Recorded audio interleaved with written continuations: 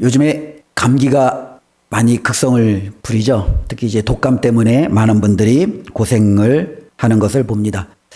특별히 우리가 이 감기가 걸리는 이유를 보면 이렇게 보통 바이러스가 이제 감기의 원인이죠. 또 모든 질병을 보면 균, 특별히 이제 세균이 또 질병의 원인이에요. 그래서 우리가 이제 병에 걸리지 않으려면 바이러스가 없고 균이 없는, 그렇죠? 그와 같은 상황 속에 우리가 있으면 최소한 이제 질병으로부터 좀 자유롭지 않을까라는 생각을 해볼 수 있어요. 그런데 이제 문제는 그게 쉽지 않죠. 눈에 보이지 않고 어디에 있을지 모르는 정말로 그 바이러스를 다 박멸하고 세균을 다 없앤다라는 것 자체가 결코 쉬운 일이 아니에요. 그런데 이제 똑같은 상황이 있잖아요. 세균과 바이러스가 이렇게 팽배한 속에서도 어떠한 사람은 감기에 걸리고 독감에 걸리고 또 질병에 노출이 되는데 또 어떤 사람은 똑같은 상황이 있는데도 잘 버텨내요. 그렇죠? 이유가 있겠지요. 저희 집에도 이제 제가 예전에도 말씀을 드렸는데 두 딸이 있는데 둘째는 어떠한 질병에도 거의 잘 버텨내요. 예. 아주 끄떡 없어요. 웬만한 질병은 거의 침범하지 못해요. 첫째는요, 모든 질병은 집안으로 다 데리고 와요. 네, 다 가지고 와요. 예. 너무너무 이게 좀 차이가 나는 것 같아요. 근데 이 두 사람의 차이가 무엇일까? 이 둘뿐만 아니라 우리도 그렇잖아요. 그렇죠? 어떠한 사람은 똑같은 밀폐된 공간에서 같이 생활했는데 누구는 거기서 독감을 걸려오고 누구는 독감이 걸리지 않고 도대체 이게 무엇이냐? 많은 분들이 이야기하죠. 그 원인이 어디 있다고요? 면역력이 있다는 거예요. 면역력. 그렇죠? 면역력이 있으면 내 주위에 바이러스가 있어도 때로는 세균이 있어도 이것이 내 몸을 침범해도 거뜬히 물리치는 거예요. 이겨내는 거예요. 그래서 이제 많은 분들이 이 면역력이 무엇보다도 중요하다라고 이야기를 하죠. 그런데 교회도 마찬가지예요. 교회도 우리가 이 세상 한복판에 있기 때문에 이 교회를 공격하고 이 교회를 무너뜨리려고 하는 무수한 어쩌면 위험들과 여러 요소들이 있어요. 그렇다고 교회가 세상과 완전히 분리되어서 완전히 담싸면서 수도원처럼 마치 그렇게 살아갈 수도 없어요. 그렇다고 세상에 있는 모든 악들을 교회가 다 박멸할 수도 없어요. 하나님께서 새하늘과 새 땅을 저와 여러분들에게 하시는 날까지 우리는 죄로 말미암아 타락한 이 세상 속에서 어떻게 해서든지 그 죄와 바이러스와 같은 때로는 그 세균과 같은 그 무수한 아픔들과 어려움들을 우리는 극복하고 살아가야 되는 거죠. 그런데 실질적으로 보면 이 교회도 어떠한 교회는 이와 같은 죄 많은 세상 속에서 바이러스와 같은 그런 수많은 아픔 속에서 굳건히 버텨내는 교회가 있고 때로는 그 상황에 못 이겨 무너지고 때로는 그 교회가 여러 가지 아픔을 겪는 경우도 있다라는 거예요. 도대체 원인이 어디 있냐는 거죠. 이것도 바로 교회의 면역력이죠. 어떤 교회는요, 외부적으로 어떤 아픔이 와도 그것을 넉넉히 감당할 수 있는 힘이 있는 거예요. 어떤 교회는요, 겉으로는 굉장히 강해 보여도 조금만의 위험이 와도 그 위험을 감당하지 못하고 무너진다라는 거예요. 특별히 교회는요, 세상 속에서 존재할 때 크게 두 가지 위험이 있어요. 하나는 외부에서 오는 위험이고요. 하나는 내부에서 오는 위험이에요. 외부에서 오는 위험은 교회를 향한 박해, 핍박, 때로는 협박, 어쩌면 수많은 아픔과 고통을 가하는 거겠죠. 내부에서 오는 아픔은 뭐예요? 스스로 무너지는 거예요. 근데 역사적으로 보면 나라도 그렇고 공동체도 그렇고 교회도 그렇고 외부에서 오는 위험이 더 무서운가요? 내부에서 벌어지는 위험이 더 무서운가요? 내부예요, 내부. 이 내부에서 무너지면 이거는요, 어떻게 손 쓸 방법이 없는 거예요. 외부에서 오는 거는 어떻게 해서든지 한번 막아보려고 애를 쓰는데 내부에서부터 이렇게 무너지는 공동체는요, 손 쓸 방법도 없이 여지없이 아픔과 무너지는 것을 우리는 볼 수 있지요. 그렇다면 교회도요, 세상 속에서 무너지지 않게 해서는요, 면역력이라는 것을 가져야겠죠. 보통 우리 인간의 신체는요, 이 면역력을 갖기 위해서 때로는 우리 안에 어쩌면 세균과 바이러스와 싸울 수 있는 여러 가지 신체적인 많은 요건들을 강화시키겠죠. 그것이 혈액이 되었든 때로는 그것이 호르몬이 되었든 아마 여러 가지 것들을 통해서 우리의 신체를 더욱더 강화해서 외부로부터 침입과 싸워서 이겨나가게 만들겠죠. 그러면 교회도 외부의 위험으로부터 우리가 이렇게 노출되었을 때 우리가 그것과 싸워서 이길 수 있는 면역력을 만들어야 돼요. 이 면역력이 뭐냐? 오늘 말씀에 저와 여러분들에게 가르쳐주고 있다는 겁니다. 특별히 로마서는요, 12장, 13장, 14장, 그리고 오늘 이어지는 15장 계속해서 여러 가지 이야기를 하는 것 같지만 그 주제는 하나로 계속적으로 향하여 나가고 있다는 거예요. 바울이 하나님의 말씀을 통해서 죄로부터 우리가 구원받은, 그리고 하나님의 교회로 이제 우리가 이렇게 한 공동체로 묶여졌는데, 우리가 세상 속에서 흔들리지 아니하고 이 믿음을 온전히 굳건히 지킬 수 있는 방법이 무엇이냐, 그 여러 가지 것들을 말하는데 실질적으로는요 한 가지의 방향을 향하여 나아가고 있다라는 겁니다. 교회가 여러 가지 위험 속에서 실질적으로 내부로부터 무너진다라는 것은 그 교회가 하나 되지 못했기 때문에 그래요. 그래서 바울이 강조하는 것은요 하나됨을 강조하는 거예요. 비판하지 않는 것, 서로 용납하고 받아들이라는 것, 때로는 무엇보다도 우리가 한 마음과 한 뜻이 되어 하나님 앞에 온전히 서라는 것, 이 모든 것은 교회 하나됨을 강조하는 모습이었다라는 거예요. 교회가 하나 된다라는 것은 다르게 표현하면 교회의 면역력이 강화되는 거예요. 하나 되는 교회는요 웬만한 박해에도 웬만한 공경에도 버텨내요. 그러나 안에서부터 무너진 교회는요 조금만 어려움이 오면 여지없이 허물어져요. 특별히 예수님과 우리가 교회 역사적인 그런 많은 상황을 보면은요 교회 하나 되지 못함으로 수많은 위기들이 오는 것을 보게 됩니다. 예수님께서 12사도를 따로 불렀지요. 그들을 하나님께서 구별해 놓으셨어요. 그들에게 예수 그리스도께서 이 땅에서 떠나시면 주님이 감당하셨던 그 사역을 자신의 사도들을 통해서 이어가기를 원하셨어요. 그런데 이 12사도에게는요 그들이 하나 되지 못하게 하는 원인이 있어요. 그게 뭐냐면 우리 중에 누가 서열이 가장 높으냐라는 거예요. 그들은 항상 끊임없이 모이면 다투는 거예요. 내가 넘버원이다. 아니다. 내가 주님의 오른쪽 오른팔이다. 그러면서 그들은 끊임없이 다투는 거죠. 그들 가운데는요 끊임없이 분열이 나타나기 시작합니다. 초대교회도 하나님 앞에 온전히 하나됨으로 시작이 되었지만 구제, 특별히 이제는 물질을 가지고 성도들을, 가난한 자들을 돕는 데 있어서 어떠한 사람이 더 많이 가져가고 왜 우리는 요거밖에 안 주냐라는 것으로부터 분열에, 어쩌면 이 다툼의 목소리가 초대교회도 나타나기 시작하죠.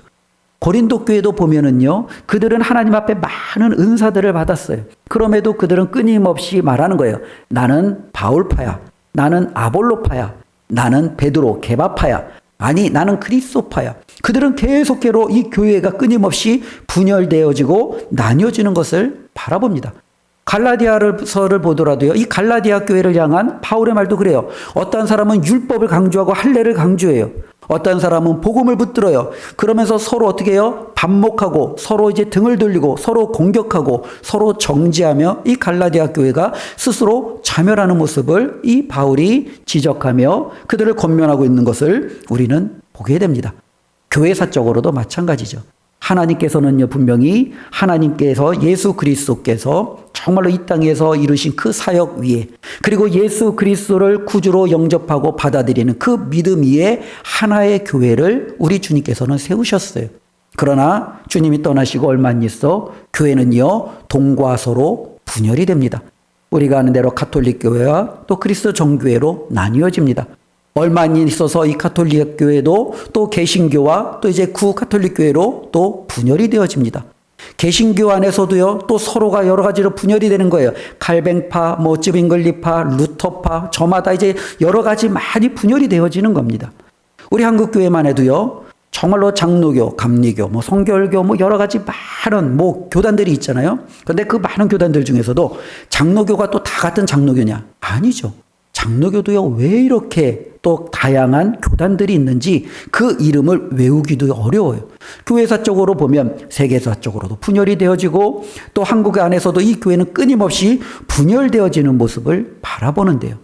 오늘 주님께서 주시는 말씀은요 우리가 분열하지 않고 하나 되는 것은요 정말로 저와 여러분들이 선택해야 될 상황이 아니라 이것은 반드시 지켜야 될 하나님의 명령임을 우리에게 가르쳐주고 있다라는 거예요. 그렇다면 교회를 깨뜨리는 그 어떤 것도 우리 하나님은 결코 용납하지 않는다라는 거죠. 우리 7절 말씀을 한번 읽어보겠습니다. 다 같이 함께 읽습니다. 그러므로 그리스도께서 우리를 받아 하나님께 영광을 돌리심과 같이 너희도 서로 받으라. 예, 바울은 뭐라고 말합니까? 너희도 서로 어떻게 하라고요? 받으라는 거예요. 이렇게 말할 수 있죠. 너희도 서로 받는 게 좋습니다. 이렇게 말할 수 있죠. 너희가 서로 받으면 어떨까요? 이렇게 말할 수도 있어요. 그런데 너희가 서로 뭐 하라고요? 받으라. 이건 뭐예요? 명령이에요. 그치요? 우리가 서로를 받고 교회가 하나됨을 유지하는 것은 우리의 선택사항이 아니에요. 이건 하나님의 명령이에요. 왜 우리가 이 하나님의 명령을 받아야 돼요? 7절에 그 근거를 바울이 설명해 주고 있잖아요. 예수 그리스도께서 누구를 받으셨어요? 저와 여러분들을 받으셨어요. 하나님이 우리를 받으셨어요. 죄인이었고 아무것도 내세울 것 없고 하나님 앞에 서면 당연히 우리의 연약함으로 말미암아 정죄를 받을 수밖에 없는 우리를 예수 그리스도께서 받으셨어요. 그냥 있는 그대로 품으셨어요. 그러므로 하나님은 저와 여러분들에게 말하는 거예요. 내가 너희를 받은 것처럼 너희도 서로 어떻게 해요? 받으라는 거예요. 내가 조건을 보고 너를 선택하지 않았잖아. 내가 이유를 따져 물어서 내가 너를 부르지 않았잖아. 나는 그냥 있는 그대로 내가 너를 받은 것처럼 너희도 서로 받으라는 거예요. 우리 주님께서는요, 이 땅에 오셔서 행하신 일이 바로 저와 여러분들을 하나 되게 하심이에요. 죄는요, 끊임없이 모든 것을 분열시켜요. 누누이 말씀드리지만 처음에 하나님께서 이 온 세상을 창조하셨을 때 온 세상은 하나였어요. 하나님과 아담과 하와가 에덴 동산에서 함께 거니셨고 하나님의 명령이 아담과 하와를 통해서 그 모든 피조 세계에 자연스럽게 이루어졌고 얼마나 아름다운 모습이 정말로 이 공동체 가운데 온전히 이루어졌는지 모릅니다. 근데 이 하나됨이 죄가 들어오면서부터 어떻게 돼요? 깨지기 시작하는 거예요. 이 죄가 들어오면서 하나님과 사람 사이가 분열이 됐어요. 죄가 들어오면서 그토록 사랑했던 남자와 여자 사이가 원수지간이 되었어요. 죄가 들어오면서 형제가 형제가 서로 죽이는 엄청난 무서운 분열이 일어나기 시작해요. 이 죄라는 것 자체는요, 우리를 계속적으로 분열시키는 거예요. 교회가 분열된다라는 건 뭐예요? 죄가 있다라는 거예요. 그 죄의 영향력이 교회가 고스란히 받고 있다는 거예요. 그러면 죄의 영향력으로부터 벗어난다는 것은 하나됨이에요. 근데 이 교회는요, 여전히 이 죄 가운데, 공동체는요, 죄 가운데 있어요. 이 죄 문제를 해결하지 않으면 실질적으로 이 하나됨이 이루어질 수가 없는 거예요. 그래서 우리 주님 예수 그리스도께서 이 땅에 오셔서 십자가를 짊어지시고 그 가운데서 죽으심으로 하나님과 우리가 원수지간이었는데 이제는 하나님이 우리를 아들과 딸로 받으시는, 하나님과 우리가 어떻게 해요? 하나 되는 놀라운 역사가 일어났어요.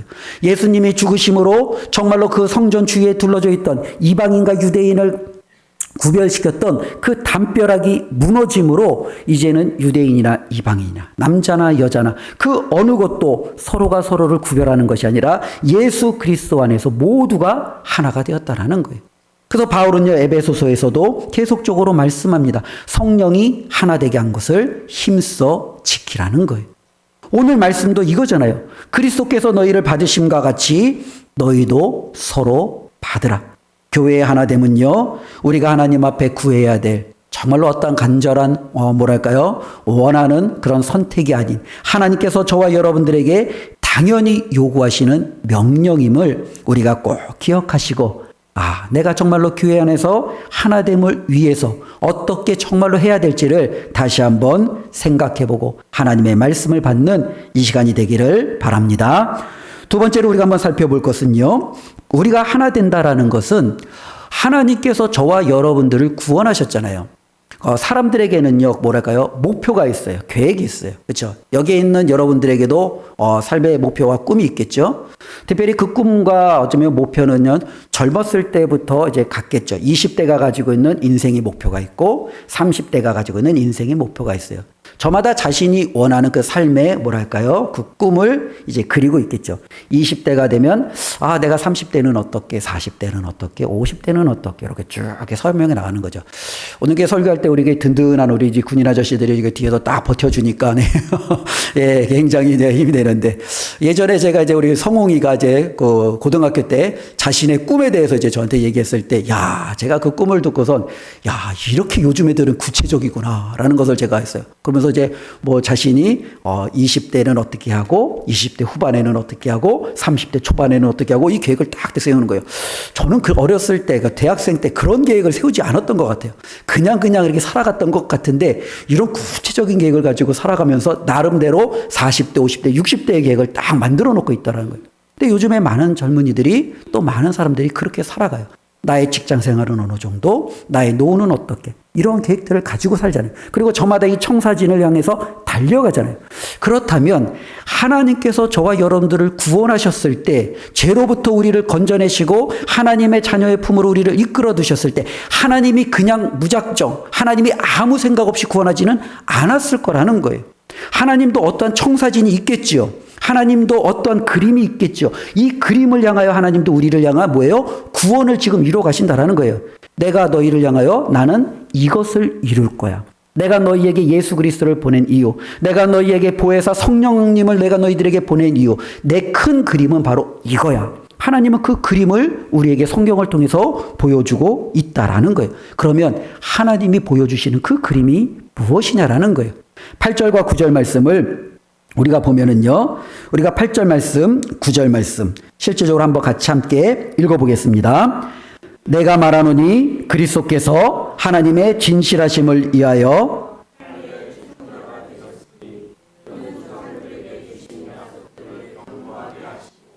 이방인들도 그 긍휼하심으로 말미암아 하나님께 영광을 돌리게 하려 하심이라 기록된 바, 그러므로 내가 열방 중에서 주께 감사하고 주의 이름을 찬송하리로다 함과 같으니라. 예.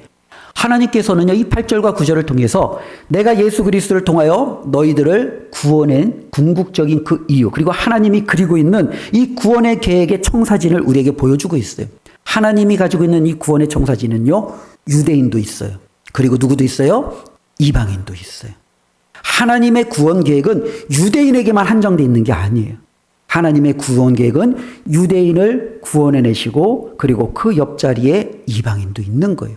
이 둘이 서로 하나님의 구원 계획에 같이 담겨져 있다라는 거예요. 그래서 하나님께서는요, 유대인에게는요, 언약, 약속이라는 걸 주셨어요. 우리가 아는 아브라함과 이삭과 또 야곱에게 허락하셨던 그 약속을 통하여 그들을 구원해내시겠다는 놀라운 언약을 주셨어요. 그리고 하나님은 그 약속을 지키셨어요. 그럼 이방인에게는요, 하나님께서 약속한 이방인에게 주었던 그 은혜를 그들에게는요, 궁율로, 거저, 공짜로 하나님께서 그들에게는 덧붙여 주시는 거예요.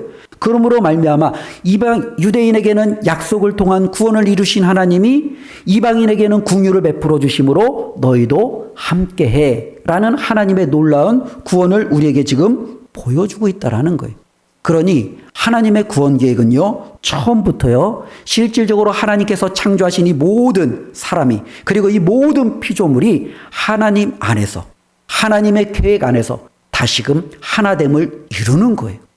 정말로 하나님께서 창조하신 이 아름다운 세계가 하나였는데 이것이 죄로 말미암아 철저히 분열되고 무너지고 이 모든 것이 깨어졌는데 예수 그리스도를 통해서 하나님은 이것을 다시금 온전히 하나되게, 이제는 더 이상 깨지지 않고 부서지지 않고 무너지지 않는 하나님께서 원하시는 그 놀라운 구원을 이루시겠다라는 거죠.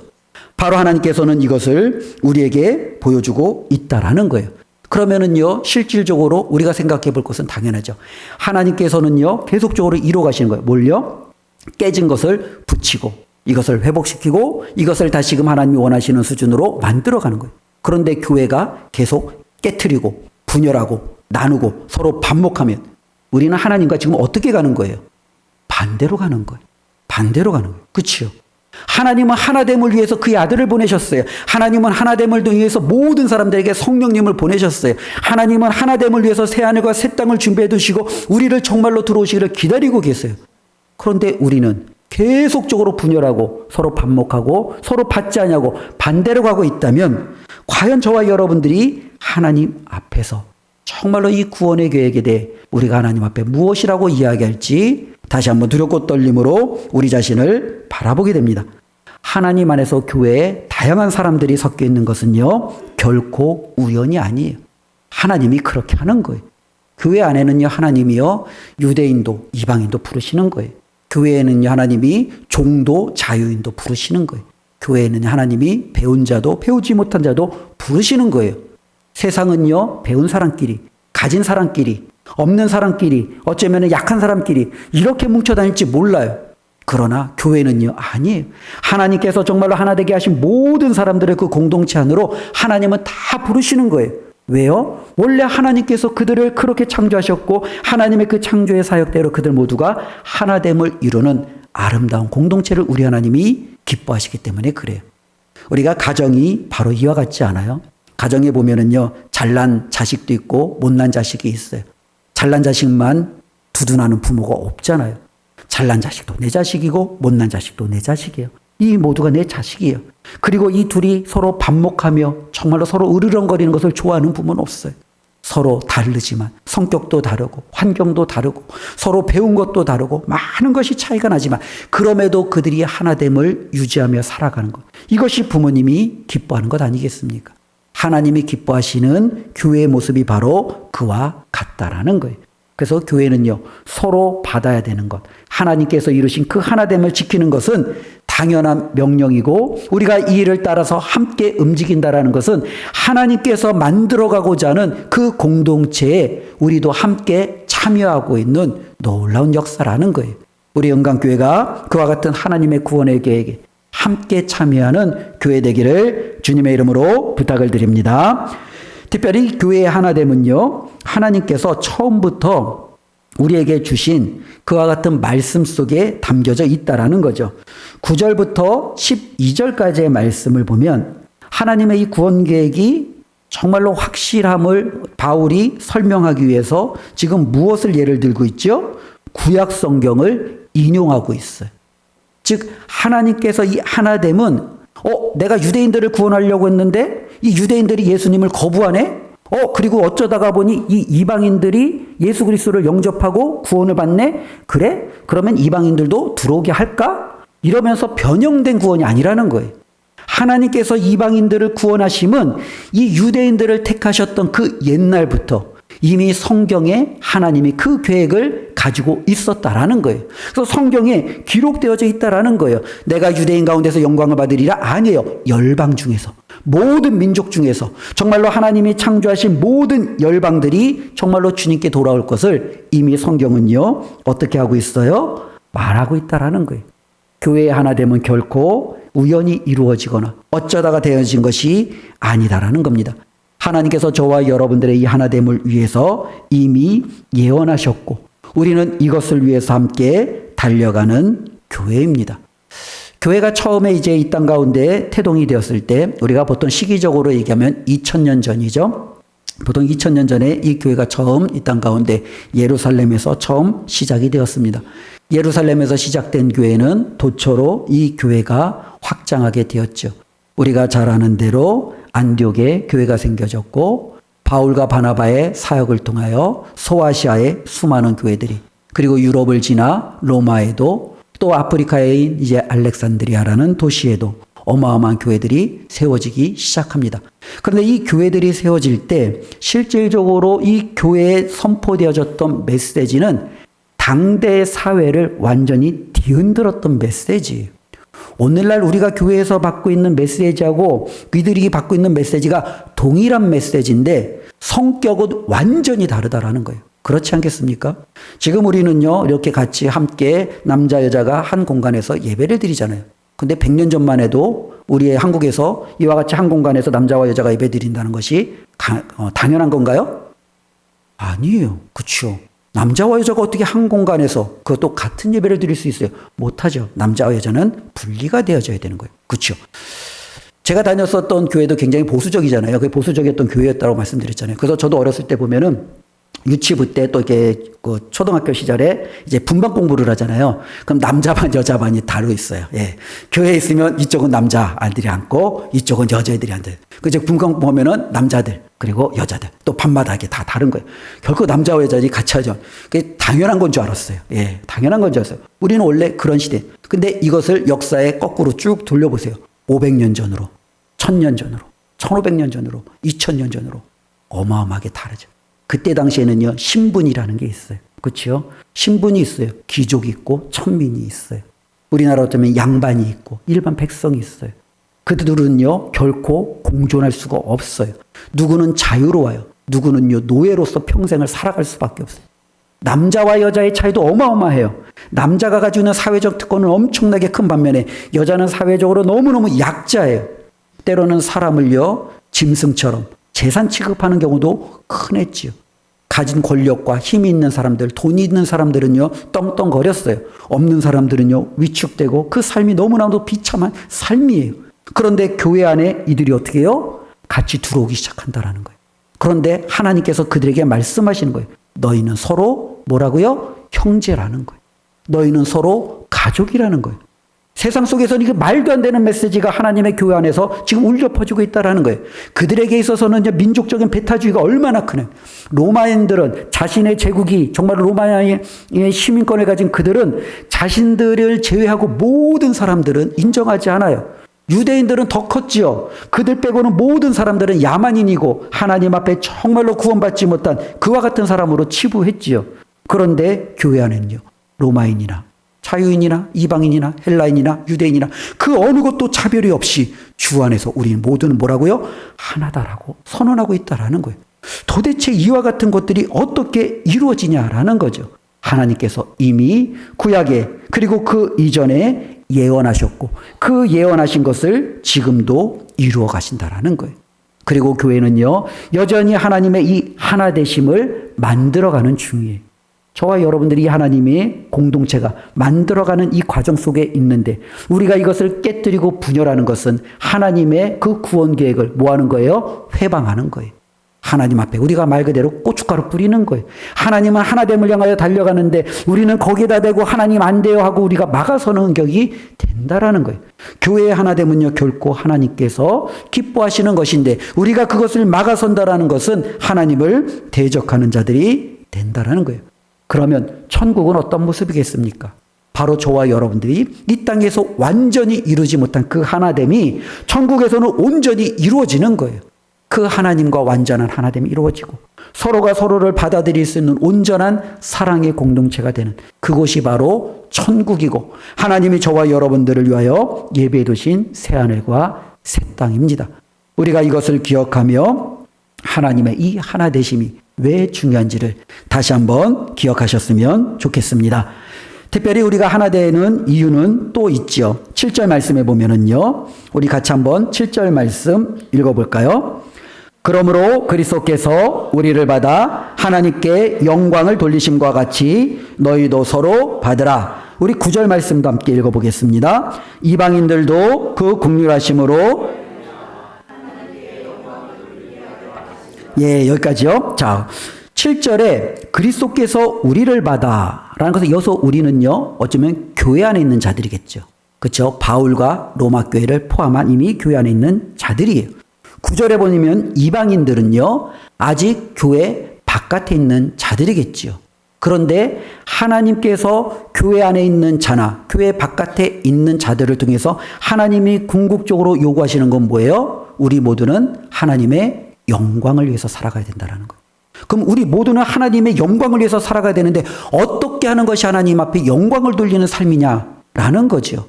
내가 하나님 앞에 헌금을 많이 하고 내가 하나님 앞에 봉사를 많이 하고 내가 하나님 앞에 말씀과 기도의 경건 생활을 많이 하면 하나님께 영광이 되느냐? 아니죠. 오늘 말씀은 뭐라고 그래요? 하나 되면, 너희들이 서로 용납하면, 너희들이 서로 받으면, 너희들이 서로가 정말로 한 마음과 한 뜻이 되면 그것이 바로 뭐예요? 하나님께 영광이 된다라는 거예요. 우리 은강교회가 하나님 앞에 영광이 되어지는 교회 되기를 원합니다. 교회 분열은요, 사람과 사람의 문제가 아니에요. 우리가 하나님 앞에 영광을 돌리는 가장 기본적인 모습은 예배예요. 우리는 예배를 통해 하나님께 영광을 올려드리잖아요. 하나됨도 예배예요. 우리가 하나 되면 그 예배를 통해 하나님이 영광 받으신다라는 거예요. 우리의 교회가 쪼개지고 분열되어지는 것은 사람과 그 사람과 나와의 문제가 아니라 우리의 예배가 깨어지고 있다라는 거예요.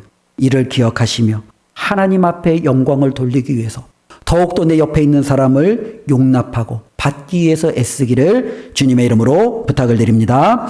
우리 오늘 13절 말씀 한번 읽어보겠습니다. 함께 읽습니다.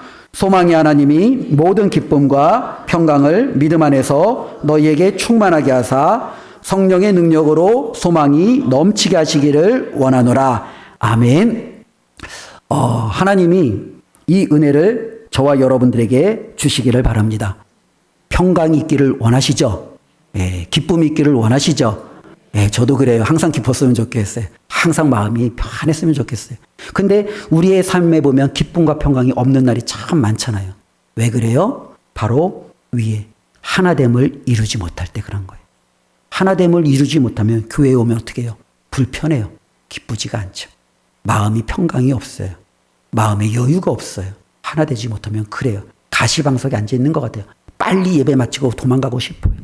그러나 정말로 내 마음과 뜻이 있는 사람이 있으면 어때요? 너무너무 기뻐요. 그냥 같이 있는 것만 해도 편안해요. 저도 이제 그 부교육자 생활을 이제 많이 했기 때문에 예전에 있던 교회에서 이제 부교육자 했던 이제 그 목사님들을 지금도 종종 만납니다. 지금은 이제 그분들도 다 이제 담임 목회를 이제 하고 있는데요. 그래서 이제 한 번씩 만나면 커피숍에 들어가면은요, 이제 보통 이제 그 저랑 이제 부부 동반해서 같이 만나기도 하거든요. 커피숍에 들어가면 한 몇 시간 정도 있을까요? 예. 한 4시간 있는 것 같아요.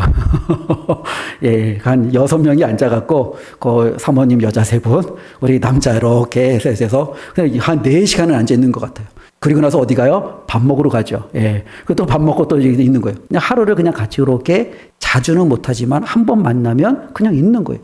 왜요? 편해요. 기뻐요. 내 실수와 허물을 그들이 다 용납해 준다는 걸 아니까 전혀 불편함이 없어요. 이게 얼마나 저에게도 큰 위로가 되는지 몰라요. 아마 여기 있는 분들도 그럴 수 있을 거예요. 이 교회 바깥에라도 혹시라도 내가 뭐 직장에서라도 만났을 때 그냥 편안하고 시간 가는 줄 모르고 그냥 계속 그냥 얘기하고 싶고 그런 사람들이 있잖아요. 그런데 만일 교회 안에 그와 같은 사람들이 없고 때로는 교회 안에 누군가 얘기하다 보면 혹시라도 저 사람이 나를 이상하게 보지 않을까? 꼬투리라도 잡히지 않을까? 이런 불편한 마음이 있다면 같이 함께 있는 것 자체가 불편하죠. 그런데 교회 안에 내 마음을 이렇게 풀어도 정말로 좋은 사람들이 있으면 기쁘죠. 너무너무 신나죠. 교회 오는 것이 신나는 거예요. 오늘도 그냥 내가 그냥 일주일 동안 살아봤던 모든 얘기 다 쏟아놓고 싶은 거죠. 예배 끝나고 같이 식사하고 또 차 마시고 또 끝나고 또 이야기하고 막 하면서 신나게 할 수 있는 거죠. 하나됨은 저와 여러분들이 하나님 안에서 우리 하나님이 저와 여러분들에게 주시는 놀라운 축복이에요. 이 기쁨과 평강은 내가 쟁취하는 게 아니라 나는 그냥 하나님 말씀대로 하나됨을 이루려고 했는데 성령님이 저와 여러분들에게 거저 주시는 선물과 같은 거예요. 신기하네. 내가 정말로 그와 같이 용납하고 받으려고 했더니 내 안에 기쁨이 넘쳐요. 평강이 넘쳐요. 그리고 소망이 생겨요. 기대가 되는 거예요. 이거는 바로 누가 주시는 거예요? 성령님이 주시는 선물이라는 거예요. 저와 여러분들이 그것을 얻으려고 쟁취하려고 애쓰는 게 아니라 우리 하나님께서 거저 주시는 은혜라는 것. 그리고 이 거저 주시는 은혜는 저와 여러분들이 하나 될 때 우리 하나님께서 그들에게 부어주시는 놀라운 축복입니다.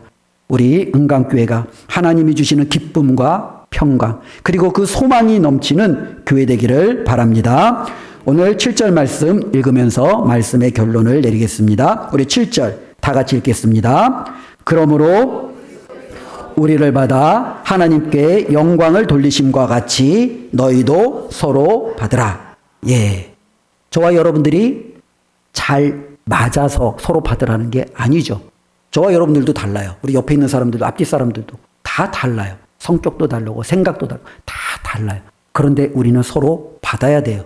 왜요? 예수 그리스도께서 다 다른 저와 여러분들을 받으셨기에. 그리고 우리는 다 다르지만 이 다 다른 우리를 하나로 묶는 그 끈을 주셨어요. 그 끈이 바로 뭐예요? 성령님이. 내 안에도 성령님이 계시고 여러분 안에도 성령님이 계세요. 그 성령님을 통해서 우리는 하나됨을 이루는 놀라운 공동체를 우리 하나님께서 허락해 주셨어요. 교회가 하나 될 때 우리 교회가 하나님 앞에 영광을 올려드릴 줄로 믿습니다. 그래서 우리가 하나님 앞에 이제는 이렇게 결단했으면 좋겠습니다. 내가 먼저 다가서는 거예요. 이게 바로 사랑이에요. 저와 여러분들이 하나님과 원수가 되고 죄인 되었을 때 우리가 하나님 앞에 가지 않았어요. 하나님이 우리에게 다가오셨어요. 하나님이 먼저 우리에게 손을 내미셨어요. 하나님이 먼저 우리에게 자신의 사랑한 아들을 내어주셨어요. 이게 사랑이. 우리가 해야 할 일은 내가 그 사람에게 가서 먼저 손 내밀고 먼저 내가 그 사람에게 다가가서 옆에 앉아주고 내가 먼저 그 사람에게 다가가서 그 사람을 향한 놀라운 정말로 사랑을 베풀 줄 아는 여기에 하나됨이 시작이 있는 줄로 믿습니다. 우리 모두가 이와 같은 하나됨을 위해서 2026년도도 힘차게 달려가는 교회 되기를 주님의 이름으로 축원드립니다. 기도하겠습니다. 하나님 감사합니다. 예수 그리스도께서 우리를 받으신 것처럼 너희도 서로 받으라. 너희도 서로 하나 되라. 라신 하나님의 말씀 잊지 않게 하여 주시옵소서. 서로 받고 용납하고 하나 되는 교회를 이루게 하여 주시옵소서. 예수님의 이름으로 기도드리옵나이다. 아멘.